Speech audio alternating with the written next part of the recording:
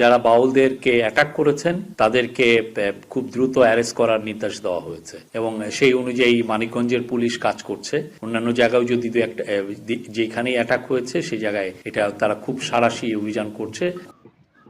বাংলাদেশের যত উপদেষ্টাগণ আছেন তাদেরকে সবাইকে বলতেছি, আপনারা যা এই যে বললেন, এই যে উপদেষ্টা সাহেব আপনাকে বলছি, আপনি যে বললেন যে যারা বাউলদের উপরে হামলা করছে তাদেরকে গ্রেপ্তার করার নির্দেশ দিয়েছেন, আপনি কি একজন মুসলমান?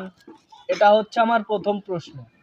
আপনি যদি মুসলমান হয়ে থাকতেন তাহলে আপনি এই যে যারা বাউলদের উপরে আক্রমণ করছে তাদের গ্রেপ্তার করার নির্দেশ দিতেন না। কারণ আপনি যদি মুসলমান হন তাহলে আপনার ভিতরে অবশ্যই ঈমান থাকবে যে আল্লাহ আমাকে সৃষ্টি করছে, আপনাকে সৃষ্টি করছে, এই পুরো পৃথিবী সৃষ্টি করছে, সেই আল্লাহকে নিয়ে কটূক্তি করছে, তাহলে তাদের উপরে আক্রমণ না, আপনাদের তো উচিত একে ধরে ফাঁসি দেওয়ার। কারণ যদি আপনি এই ফাঁসিটা দিতেন তাহলে আজ বাংলাদেশের না সারা পৃথিবীবাসী দেখত যে আল্লাহকে এবং আল্লাহর রাসূলকে কটূক্তি করার অপরাধে তার ফাঁসি হয়েছে।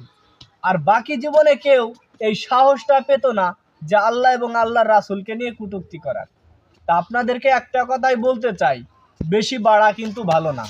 বাউলরা যে গান বাজনা করে কথা ঠিক আছে, কিন্তু আমার আল্লাহ এবং আল্লাহর রাসূলকে নিয়ে যে কথা বলবে তাদেরকে কিন্তু এদেশের আলেম ওলামা ছাড় দেবেন না।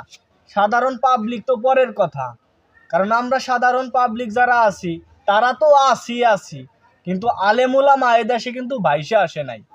তারা কিন্তু নবীদের ওয়ারিস। আল্লাহর রাসূল বলে গেছেন যে আমাদের পরে আমাদের ওয়ারিস হবে আলেম ওলামা।